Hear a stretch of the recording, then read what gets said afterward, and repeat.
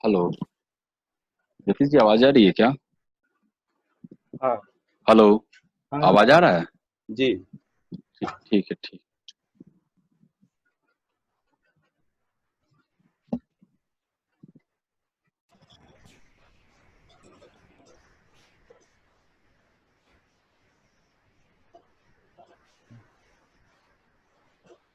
प्रणाम मैम। प्रणाम सर। इस प्रणाम। मैम आपकी आवाज़ नहीं आ रही है, आप अपना। म्यूट हाँ, कर लिया मैंने ठीक है जी। मैम। हाँ, खुश नमस्ते हम्म, ज्योतिष, क्या हाल है? ठीक है। तो आज नमस्कार सर। नमस्कार, नमस्कार। इस ma'am, good morning. Good morning Rajesh ji. मेरी आवाज क्लियर आ रही है? Yes ma'am. जी। जी मैम। इस 2 दिवसीय राष्ट्रीय वेबिनार जिसका शीर्षक है ग्रामीण भारत में कोविड-19 महामारी का प्रभाव का यह चौथा सत्र है। आज के इस सत्र की अध्यक्षता करेंगी बनारस हिंदू विश्वविद्यालय के प्रख्यात शिक्षाविद और अर्थशास्त्री आदरणीय डॉक्टर मनीषा मेहरोत्रा। मैं अपने इस मैम, आपने देश विदेश में कई सारे संस्थानों में अपना विशिष्ट व्याख्यान दिया है। आज हम सब आपके व्याख्यान से लाभान्वित होंगे। और साथ ही हमारे बीच हैं national institute of fashion technology के मैनेजमेंट विभाग के प्रोफेसर राजेश चौधरी सर। आप सबों का आज के इस सत्र में स्वागत है। और राष्ट्रीय वेबिनार के पेट्रॉन शिक्षाविद आदरणीय प्रधानाचार्य महोदय प्रोफेसर डॉक्टर शमसुल इस्लाम सर की अनुमति से इस सत्र को प्रारंभ करने की का आग्रह करते हैं। मैम, स्टार्ट किया जाए। ओके। नमस्कार सर। और नमस्कार। सभी हमारे जो दूसरे एक्सपर्ट हैं, राजेश चौधरी जी, तथा हमारे इस संगोष्ठी के सारे संयोजकों और खास करके ज्योतिष, आप सबको मेरा सादर प्रणाम। और इस कार्यक्रम में, संगोष्ठी में मुझे आमंत्रित करने के लिए आप सबका बहुत बहुत आभार। ये जो विषय है ये मेरे दिल के बहुत ज्यादा करीब है। और इंडियन इकोनॉमी, चूंकि मैं पढ़ाती हूँ काशी हिंदू विश्वविद्यालय में, तो जब भी इंडियन इकोनॉमी की शुरुआत होती है तो हमारे सिलेबस के फर्स्ट जो सब थीम है उस पे ही हम लोग का ये सबसे बड़ा मुख्य बिंदु होता है कि भारतीय अर्थव्यवस्था का ग्रामीण परिप्रेक्ष्य जो है वो स्वतंत्रता के पूर्व कैसा था और स्वतंत्रता के बाद हमने उसमें क्या क्या बदलाव किए। सबसे पहले जो मैं ये कहना चाहूंगी कि ये जो आज कोविड-19 के बाद जो हम लोग देख रहे हैं भयानक स्थिति, क्योंकि ये ग्रामीण अर्थव्यवस्था का बहुत ही भयानक स्थिति है और इससे कहीं कोई इनकार नहीं कर सकता। तो ये स्थिति क्यों उत्पन्न हुई, इसको जानने के लिए मुझे लगता है कि बहुत बहुत आवश्यक है कि हम लोग पिछले 150-200 साल के भारतीय अर्थव्यवस्था या भारतीय पूरे भारतवर्ष की आर्थिक दशा की एक थोड़ी सी व्याख्या करें। और अगर हम सबको याद होगा कि 19वीं शताब्दी के शुरुआत के दौर तक, मतलब बहुत पीछे से 2000 2500 साल से लेके 19वीं शताब्दी तक, अभी से 200 साल पहले तक जो है, भारत की अर्थव्यवस्था बहुत ही संपन्न अर्थव्यवस्था थी। और खास करके ये जो भारतीय अर्थव्यवस्था, ये खास करके ग्रामीण क्षेत्र से सबसे ज्यादा आती थी। उसमें हम लोग, अगर आप देखेंगे कि प्री इंडिपेंडेंस और 19th सेंचुरी के शुरुआत तक लगभग 60 से 65% हमारा वैश्विक व्यापार में, इंटरनेशनल ट्रेड में हमारा हस्तक्षेप था। ऐसा क्या हुआ पिछले 150-200 साल में कि आज की जो हमारी स्थिति है कि हम लोग पूरी तरीके से सरकार के ऊपर, राज्य के ऊपर निर्भर कर रहे हैं। और ये स्थिति पहुंच गई कि आज हमें राहत कोष जो है वो 20 लाख करोड़ का चलाना पड़ रहा है, जिससे कि हम लोग अपने ग्रामीण भाइयों और बहनों को, हम लोग कम से कम 5 किलो चावल और 1 किलो दाल जो है हम वो फ्री बांट सकें। इसकी अगर आप थोड़ी सी विवेचना करें तो आपको समझ में आएगा कि ये जो उपनिवेशवाद है, वो उपनिवेशवाद ने इस देश की बहुत बहुत भयानक स्थिति में पहुंचा के खड़ा कर दिया है। और अगर पूरे वैश्विक स्तर पे आप देखो तो 150 साल से ज्यादा का इतिहास नहीं है मर्केंटलिस्ट सिस्टम का। तो मर्केंटलिज्म जो है वो लगभग 150 साल चला पूरी दुनिया में, 16th एंड 17th सेंचुरी से शुरू होके। उसके बाद जो है साम्राज्यवाद या समाजवाद, जिसको सोशलिज्म हम लोग कहते हैं, वो आया, और वो भी लगभग 70-75 साल में वो भी कंप्लीटली चेंज होने लग गया। उसके बाद जो एक पूरी दुनिया में एक आर्थिक चिंतन नया आया, वो आया ग्लोबलाइजेशन और नियो ग्लोबलाइजेशन।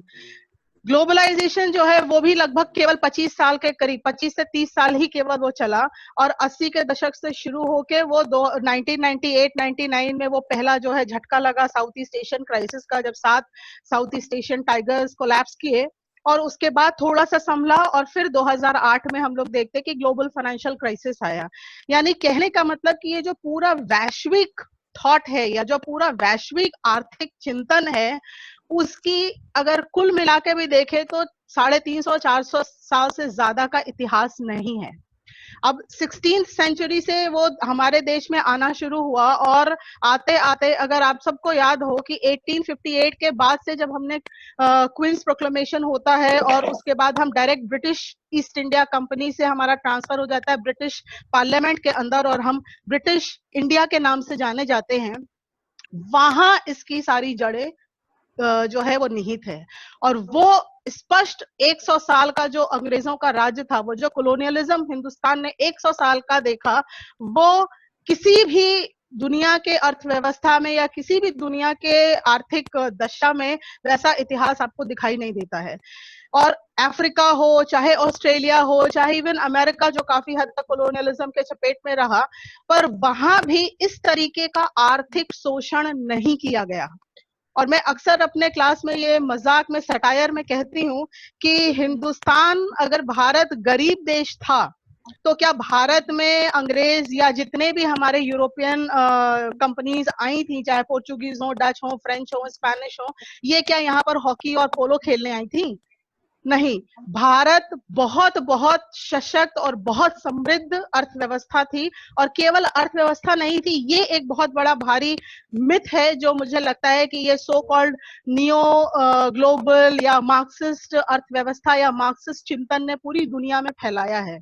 क्योंकि कहीं पे भी आपको ऐसा नहीं दिखाई देता कि सारी नीति, जितनी आर्थिक नीति उन्होंने 1858 के बाद बनाई, वो प्योर रूप से हमारे ग्रामीण अर्थव्यवस्था को नष्ट करने के लिए थी।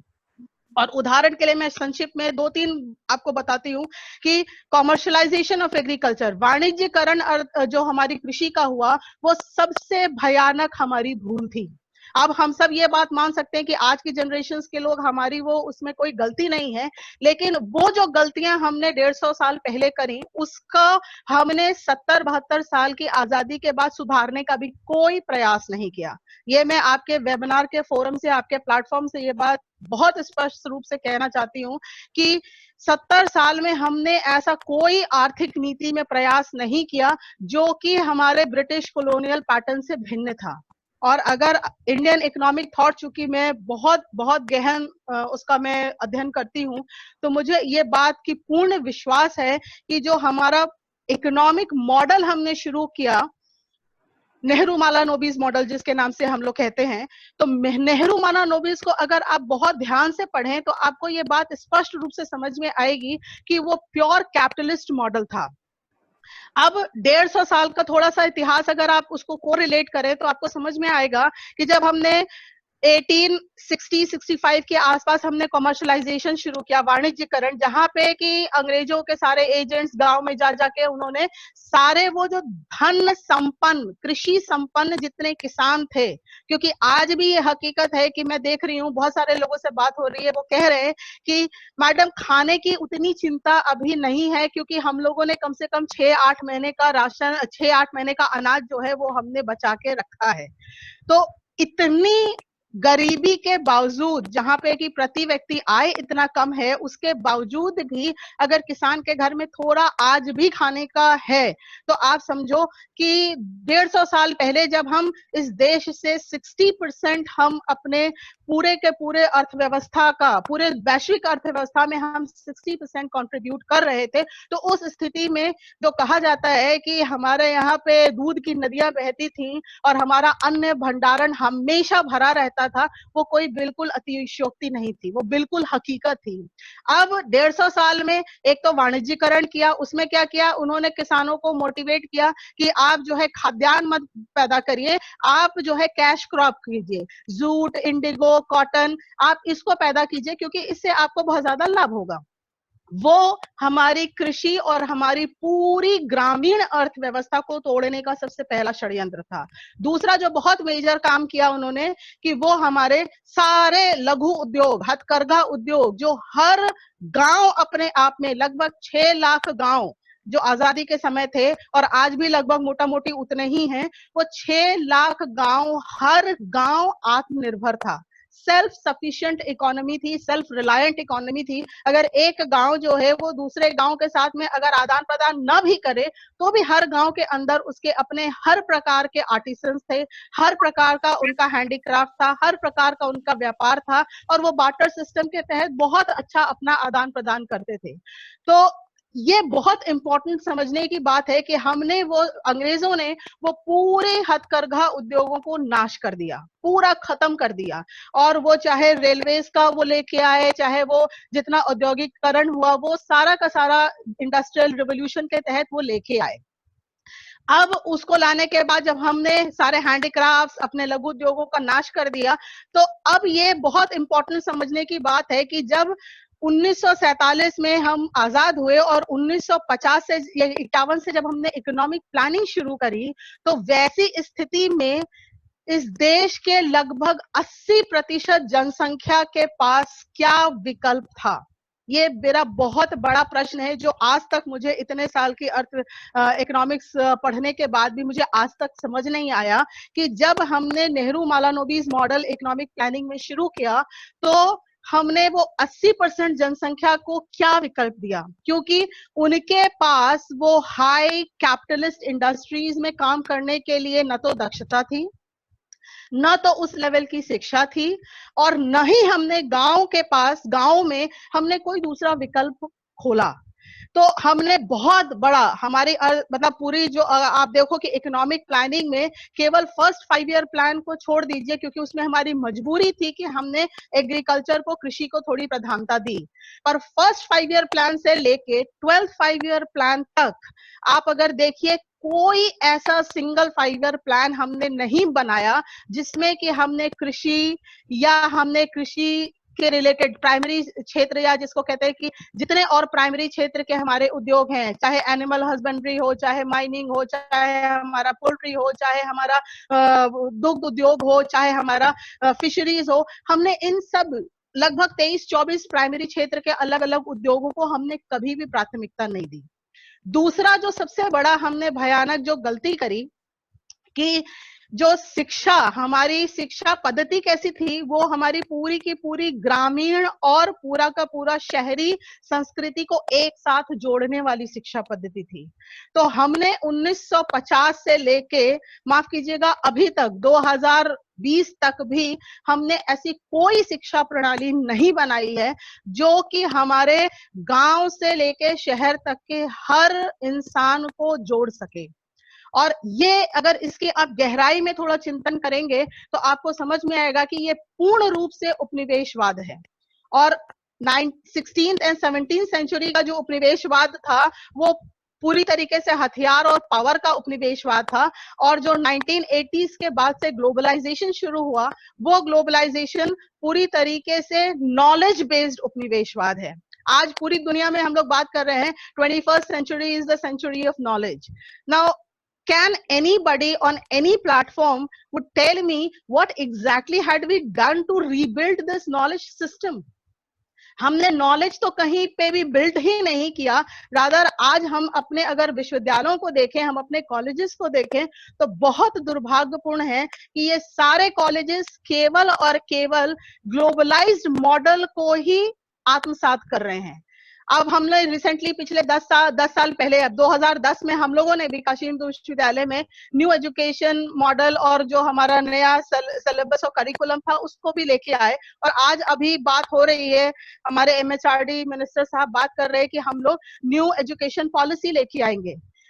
ये मैं आप सबसे विनती करूंगी कि आप एक बार वो 400 450 पन्ने का न्यू इकोनॉमिक पॉलिसी जो है उसको जरूर आंख खोल के पढ़िए और ध्यान से पढ़िए, क्योंकि इसके ऊपर में मैंने विश्वविद्यालय में काफी सारी परिचर्चाएं की और किसी के पास भी कोई जवाब नहीं है, क्योंकि उसमें सारा पॉलिसी का स्ट्रैटेजी बहुत सुंदर है, विजन बहुत अच्छा है, पर ये सारा विजन और स्ट्रैटेजी जो है अंत के कुछ पेजेस में आके सिमट जाता है, जहां पे वो ये कहते हैं कि हमारे पास सार्वजनिक व्यय करने के लिए सरकार के पास पैसा नहीं है। तो सरकार के पास क्या विकल्प है? विकल्प सिर्फ एकमात्र है, प्राइवेटाइजेशन। और एक ये जो नया बहुत सो कॉल्ड फैशनेबल एक मॉडल नया आया है, PP model, public private partnership. तो पब्लिक प्राइवेट पार्टनरशिप में एक लाइन स्पष्ट लिखा हुआ है न्यू इकोनॉमिक पॉलिसी में कि we expect the private sector to do philanthropic work in the field of education.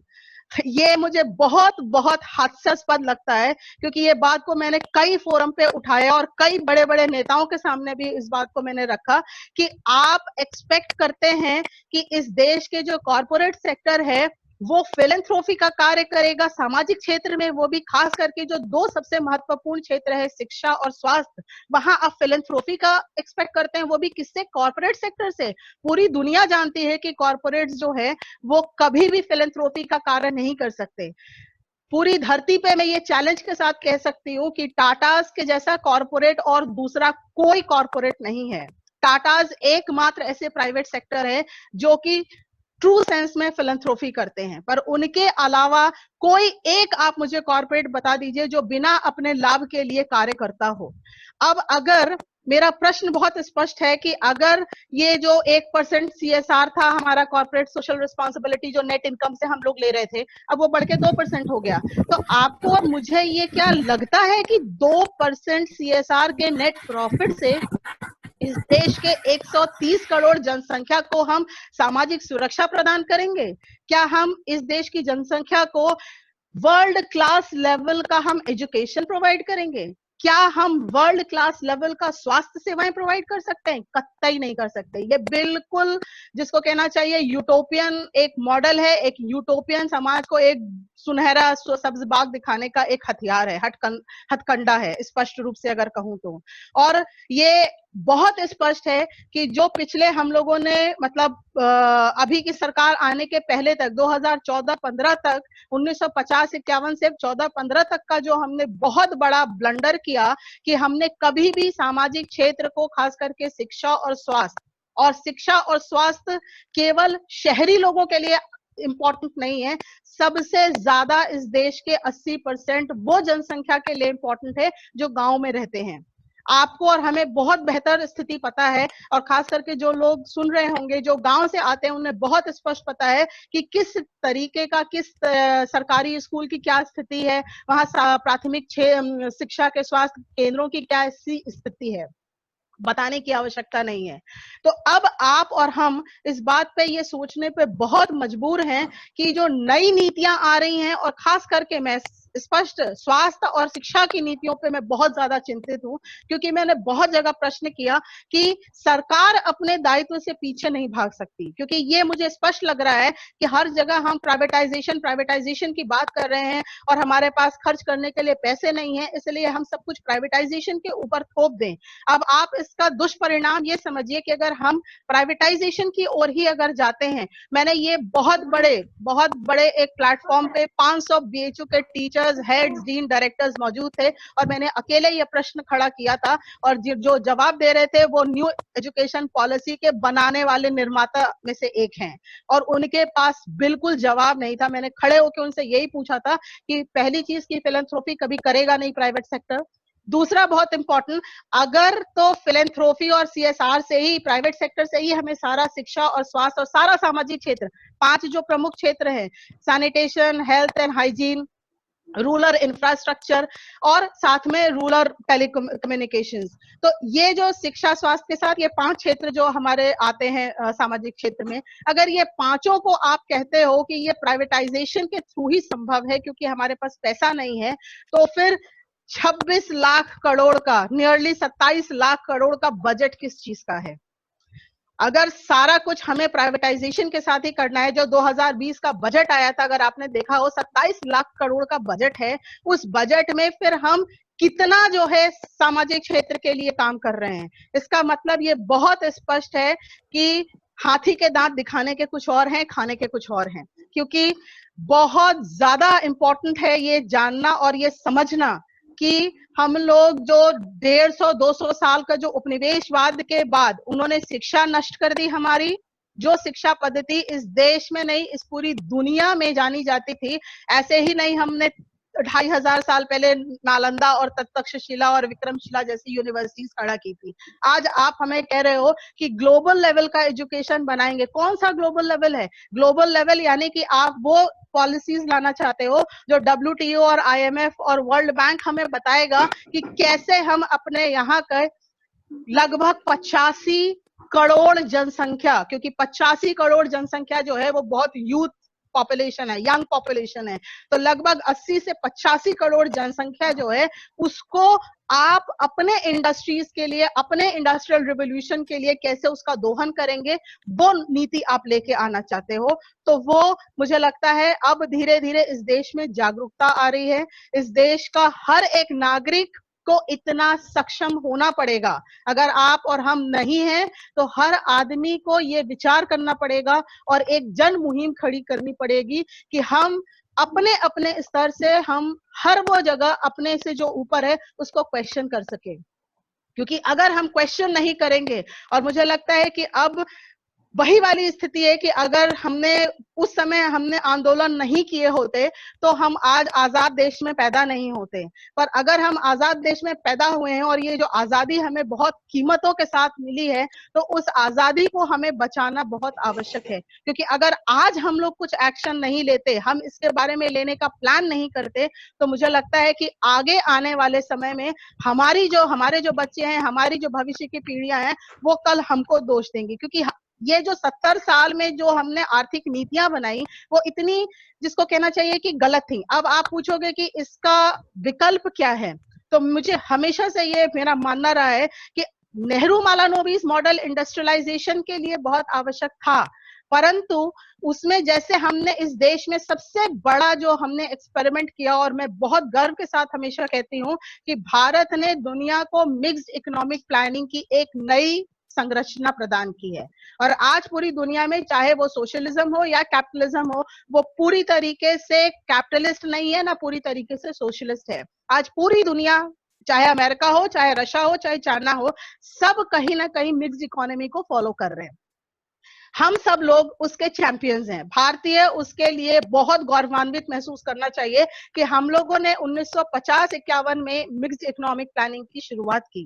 तो जब हमने प्राइवेट और पब्लिक सेक्टर को बहुत क्लियरली डिफाइंड किया अपने यूनियन लिस्ट और हमारे कॉन्करेंट लिस्ट और स्टेट लिस्ट में, जहां हमने सारे रोल्स उसको स्पेसिफाई किए, उसी जगह हमसे एक बहुत बड़ी चूक हुई कि जो ग्रामीण क्षेत्र के जितने भी, चाहे वो इंडस्ट्रीज के औद्योगिक क्षेत्र के लेबर थे, चाहे वो कृषि क्षेत्र के लेबर थे, उनको हमें एक विकल्प वेज गुड मॉडल के रूप में देना चाहिए था। तो नेहरू मालानोबिस मॉडल कैपिटलिस्ट इंडस्ट्रियलिस्ट के लिए बहुत अच्छा होता, और डेली वेजेस के लिए जो वेज गुड मॉडल है वो हम किसी भी दत्ता सुंदरम या A.N. अग्रवाल या मिश्रा एंड पुरी की किताब में आप देख सकते हैं।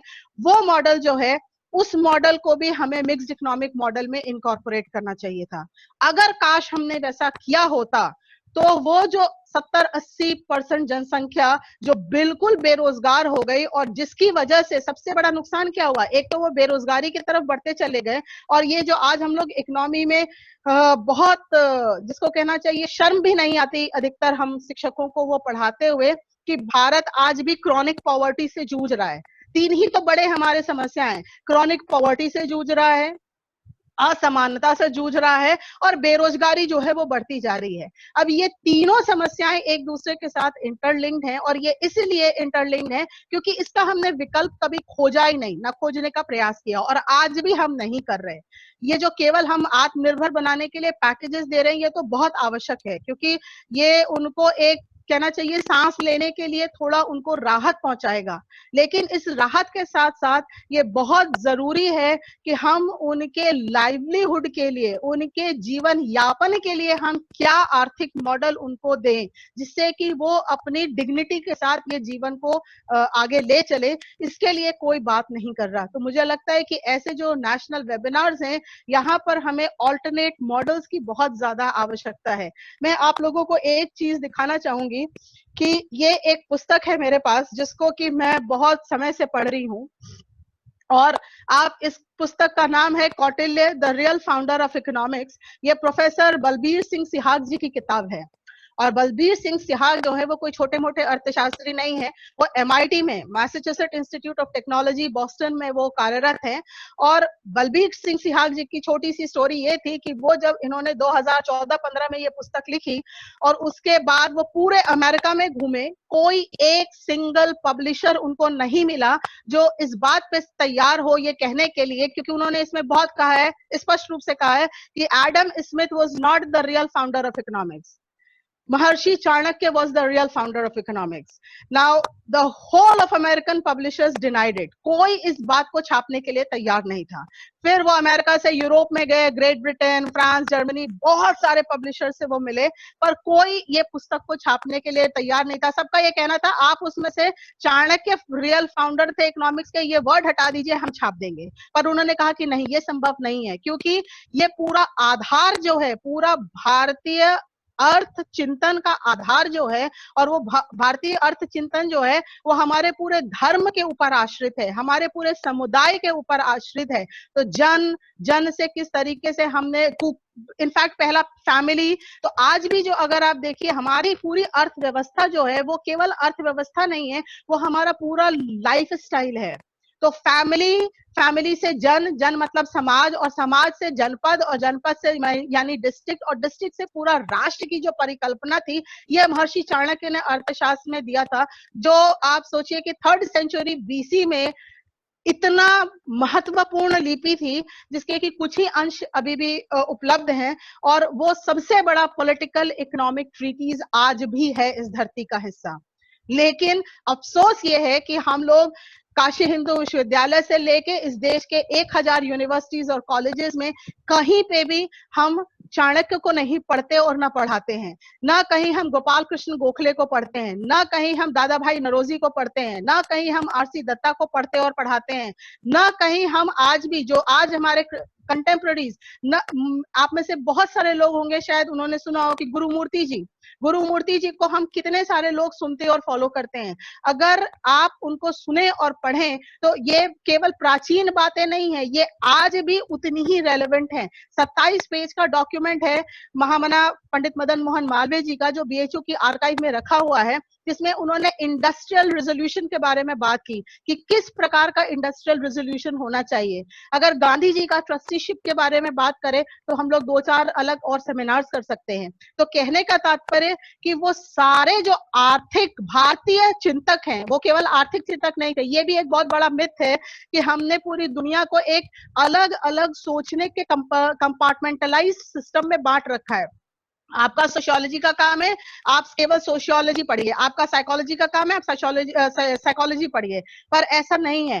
भारतीय चिंतन जो है वो एक पूरी परिशिष्ट, एक पूरा कॉम्प्रिहेंसिव, एक होलिस्टिक अप्रोच रहा है, और उसी वजह से मुझे लगता है कि आज पूरी दुनिया जो है भारत की तरफ एक बार पुनः देख रही है, क्योंकि ये आप सब भी देख रहे होंगे, और अगर आप सुन रहे हो इंटरनेशनल वेबिनार्स तो आपको बिल्कुल समझ आ रहा होगा कि चाहे कैपिटलिज्म हो चाहे सोशलिज्म हो, पूरा ये Marxist economy and capitalist economy धराशायी हो चुका है, और सारे लोग आज पूरी दुनिया एक ना एक तरह से भारत की तरफ एक ऑल्टरनेटिव मॉडल के रूप में देख रहे हैं। तो मुझे लगता है कि हम सब का ये दायित्व है कि हम लोग वापस बलबीर सिंह सिहाग जैसे लोग, मेरे पास मंदन नीलेकानी की पुस्तक है जिसमें इमेजिनिंग इंडिया उन्होंने बहुत बहुत इंपॉर्टेंट लिखा है। तो ये सारे ऑल्टरनेटिव मॉडल्स को पढ़ना जरूरी है, क्योंकि हमें ये प्रस्तुत करना, दुनिया के सामने रखना बहुत आवश्यक है, जिससे कि हम अपनी केवल रूरल इकोनॉमी नहीं, पूरे इस देश की अर्थव्यवस्था के साथ साथ पूरे समाज को हम बचा सकें। बहुत बहुत धन्यवाद सुनने के लिए। जी आप कुछ प्रश्न रखना चाहें तो रख सकते हैं प्लीज। धन्यवाद मैम। अब आपने बहुत ही गंभीरता पूर्वक भारतीय अर्थव्यवस्था और भारतीय शिक्षा प्रणाली के कई सारे पहलुओं पर प्रकाश डाला। अब मैं बहुत ही सीमित समय है और मैं राजेश चौधरी को आमंत्रित करूंगा। निफ्ट रायबरेली में वो मैनेजमेंट विभाग के सहायक प्राध्यापक हैं। आप अपना बात रखिए। दाऊदनगर कॉलेज से दाऊदनगर के प्रधानाचार्य आदरणीय प्रोफेसर डॉक्टर SM इस्लाम महोदय, बनारस हिंदू विश्वविद्यालय से डॉक्टर मनीषा मल्होत्रा महोदय, एवं राज्य के विभिन्न कॉलेज के आदरणीय शिक्षकगण, शोधार्थी, अतिथिगण, देवी एवं सज्जनों, आप सभी का सबसे पहले मेरा नमस्कार। मैम ने pre industrial and before 90 independence, Mahalanobis model, even liberalisation सभी की पर डाली है और काफी विस्तार से बोला है, तो मैं उस बात पे विचार नहीं करूंगा। अभी जो स्थिति है, जो ग्रामीण भारत पर कोरोना का जो प्रभाव पड़ा है, उस पर जो आज विचार रखना है। सबसे पहले ये है कि ये कोरोना जो है लगभग 200 देशों को आर्थिक एवं सामाजिक व्यवस्थाओं को पूरी तरह से प्रभावित किया है। इस महामारी ने दुनिया के सभी अर्थव्यवस्थाओं के साथ भारत की अर्थव्यवस्थाओं को भारी नुकसान पहुंचाया है। कोरोना विश्वव्यापी संकट सभी विपदाओं से अलग है। अब तक पिछले 500 वर्षों में लगभग 15 तरह की फ्लू या महामारी फैल चुका है, परंतु चीन से जो ये महामारी आई है, ये पहले की कुछ महामारियों से कुछ अलग भी है और कुछ समानताएं हैं। पूर्व के महामारी में भी सोशल डिस्टेंसिंग, क्वारंटाइन, अलग थलग रखना, लेकिन सबसे अलग क्या है कि इस बार लॉकडाउन जो है एक नया, पहली बार राहत के तौर पर लाया गया है। लॉकडाउन एक नकारात्मक शब्द है जिसका इस्तेमाल कल कारखाने, उद्योग को बंदी, लॉकडाउन बेरोजगारी और भुखमरी को बढ़ाता है, लेकिन आज इस महामारी में यह नकारात्मक शब्द सकारात्मक अर्थों के साथ हमारे साथ है। इस महामारी के प्रसार को रोकने के लिए भारत का एक शहरी हिस्सा लॉकडाउन में है, जबकि ग्रामीण भारत में कोरोना का प्रसार शहरों के अपेक्षाकृत कम हुआ है। इस महामारी के कारण शहर की बड़ी आबादी गांव की ओर चला गया है और करोड़ों लोग जो 19 लिबरलाइजेशन, जो मैडम बताई, लिबरलाइजेशन के बाद जो गरीबी रेखा से कुछ ऊपर आए थे, वंस अगेन ऐसी स्थिति पैदा हो गई है कि वो कभी भी गरीबी रेखा के में चले जा चुके हैं या जा रहे हैं। एक वर्ल्ड बैंक का रिपोर्ट और CMI का रिपोर्ट आया है कि अभी जो कोरोना के समय में हम लोग की आर्थिक स्थिति काफी अच्छी नहीं थी देश की, 7% बेरोजगारी था, वो बढ़ के आज 24% हो गया है। यानी कि करीब 1/4 लोग के सामने बेरोजगारी का संकट पैदा हो गया है। और विश्व बैंक का एक रिपोर्ट जस्ट 2 दिन पहले आया है कि लगभग इस कोरोना के कारण, लॉकडाउन के कारण 40 करोड़ प्रवासी मजदूरों पर असर पड़ेगा। हर साल लगभग 9 करोड़ लोग जो है इधर से उधर जाते हैं, जो प्रवासी होते हैं। प्रवासी मजदूर का जो है, कौन है ये प्रवासी मजदूर, इसका एक बहुत बड़ा जवाब ढूंढना पड़ेगा हमें कि ये कौन है और कहां से आते हैं।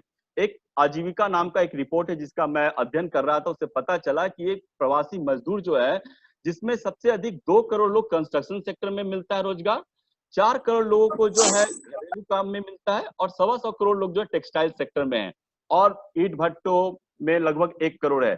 बाय एंड लार्ज हम ये कह सकते हैं ये आते कहाँ हैं। आर्थिक सर्वेक्षण रिपोर्ट 2016-17 का बताता है कि हिंदी बेल्ट के एरिया, उत्तर प्रदेश, बिहार, मध्य प्रदेश, सबसे ज्यादा ग्रामीण लोग जो है दूसरे राज्य में जाते हैं। इसमें जो है 2011 के जनगणना के अनुसार अकेले उत्तर प्रदेश, बिहार राज्य से जो है करीब 2 करोड़ लोग प्रत्येक साल जो है माइग्रेट करते हैं, सिर्फ रोजी रोजगार के चक्कर में। देश के 4 हिंदी पट्टी के क्षेत्र, उत्तर प्रदेश, बिहार, राजस्थान और मध्य प्रदेश में कुल जो है मिला के 50% प्रवासी लोग को रखते हैं। लेकिन इन सब का लिए जो है आज इसका उपाय क्या हो सकता है? उपाय तो बहुत सारे बताए गए हैं। मैम ने भी चर्चा की 20 लाख करोड़ पैकेज का। मैम ने ये भी बताया कि आखिर ये पैकेज के ऊपर क्या होगा। हमारे माननीय प्रधानमंत्री जी ने 12 मई को तीसरे लॉकडाउन के बाद चौथे लॉकडाउन के एक नए रूप के बारे में बात की, और साथ साथ 20 लाख करोड़ के अलावा उन्होंने 5 स्तंभ, economy, infrastructure, system, demand, demography और लैंड लेवल लिक्विडिटी की बात की। इन सब से इतर मैं उन सब बातों पे नहीं जाना चाहूंगा, लेकिन इनके अलावा किस तरीके से आज ग्रामीण क्षेत्र में इन प्रोग्राम के अलावा मैम ने काफी विस्तार से चर्चा किया है कि हमारे पॉलिसीज को सुधारने की जरूरत है। मैं कम समय में 4-5 पॉलिसीज के ऊपर बात करना चाहूंगा। महात्मा गांधी रोजगार गारंटी एक्ट, ये आज भुखमरी और बेरोजगारी का संजीवनी हो सकता है, परंतु प्रॉब्लम क्या है, ये वर्तमान पिछले वित्त वर्ष में मनरेगा के ऊपर 60,000 करोड़ रुपया दिया गया। जिसका खर्च था 71,000 करोड़ रुपया, और नए वित्त वर्ष 2021 में भी 61,000 रुपया का प्रावधान किया गया। मनरेगा में सबसे बड़ी प्रॉब्लम क्या है कि पंचायत स्तर पे, जो मैम ने कहा 3 टायर स्ट्रक्चर्स में हमें पंचायत को सुदृढ़ करना चाहिए था महानॉल्विस मॉडल के समय ही, लेकिन नहीं हुआ। बातें चली गई, बातें आई और बातें गई।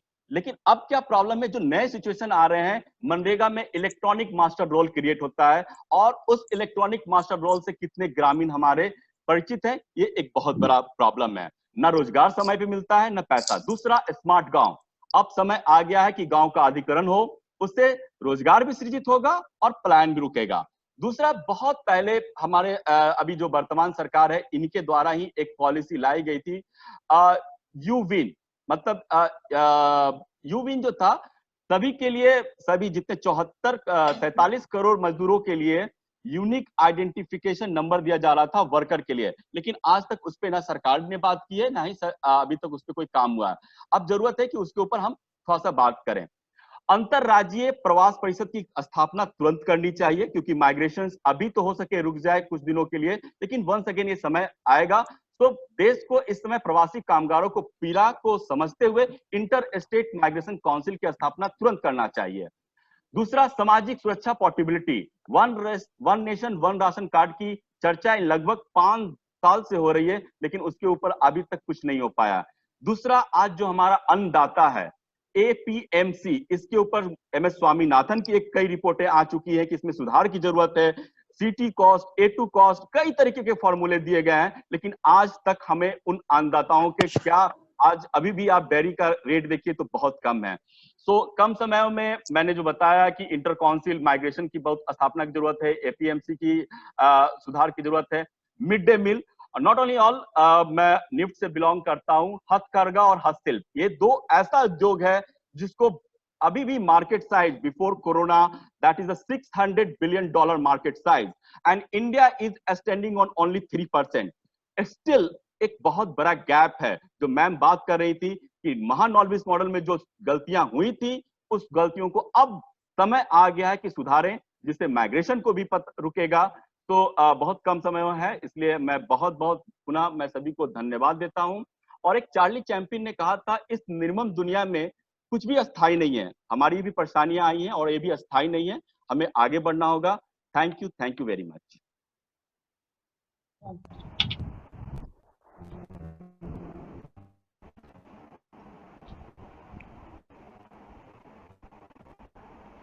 ज्योतिष, आप अनम्यूट करो अपने आप को। Thank you ma'am. धन्यवाद सर, आपने कई सारे पहलुओं को बहुत ही गंभीरतापूर्वक प्रकाश डाला, और खास करके लेबर माइग्रेशन को आपने फोकस किया, और शिक्षा पद्धति पर आपने प्रकाश डाला। और बहुत ही कम समय हम लोगों के पास है, और अगला सत्र हमारा 1 बजे से शुरू होगा, वैलिडिटी सेशन, जिसके मुख्य अतिथि हमारे प्रोफेसर डॉक्टर जावेद सर हैं, जो कि इस सत्र में भी मौजूद है। मैं उनको प्रणाम कहूँगा, और अगले भी सत्र में वो मुख्य अतिथि के रूप में मौजूद रहेंगे। और इसी के साथ समय सीमा सीमित होने के कारण मैं